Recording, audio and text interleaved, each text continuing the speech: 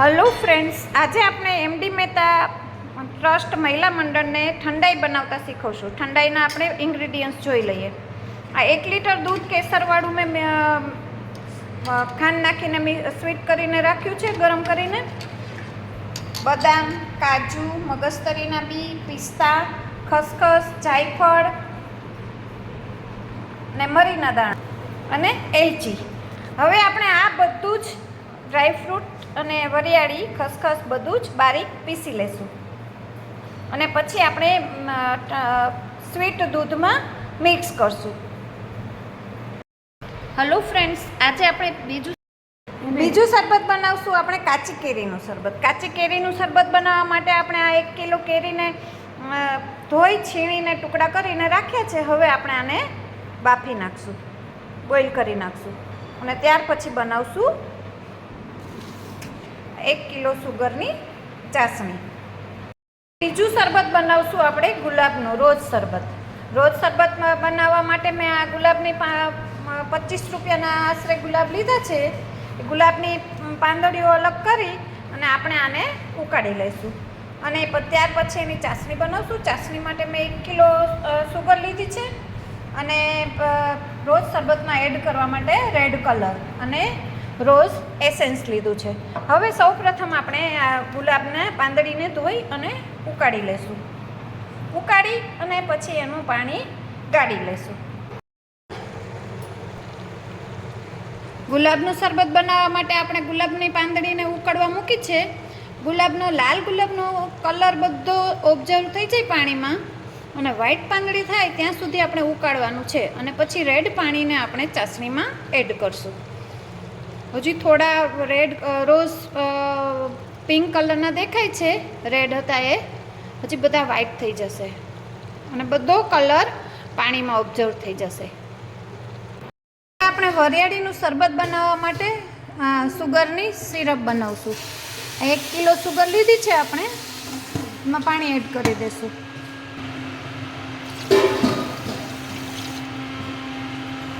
ખાંડ ડૂબે એટલું પાણી નાખ્યું છે અને 1 તારી ચાસણી આપણે બનાવવાની છે.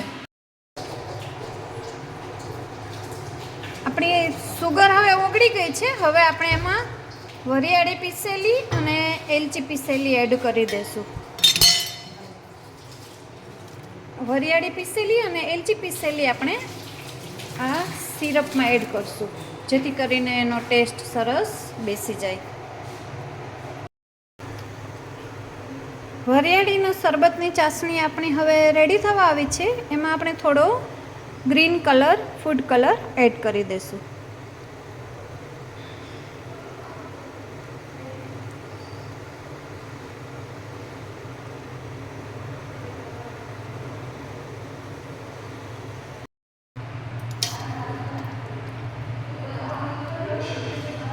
વરિયાળીનું શરબત આપણું રેડી થઈ ગયું છે. હવે આપણે ચાસણીને ગાળી લેશું ને પછી બરફ એડ કરી અને આપણે સર્વ કરશું. ગુલાબની પત્તી આપણે ઉકાળી લીધી છે. હવે રોજ શરબત બનાવવા માટે આપણે ચાસણી બનાવશું.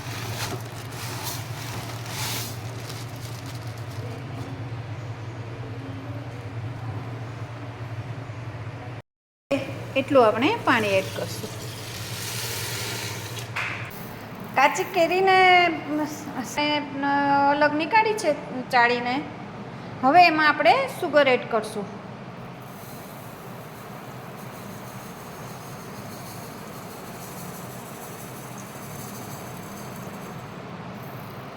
સુગરનો પલ્પ આપણે બનાવીને રેડી રાખ્યો છે.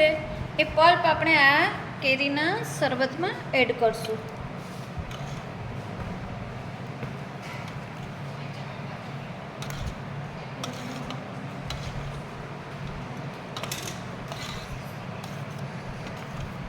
અને સુગર પીગળી જાય પછી આપણે ગળણીમાં ગાળી અને જરૂરિયાત મુજબ પાણી અને બરફ એડ કરશું. રેડી છે આપણું કાચી કેરીનું શરબત.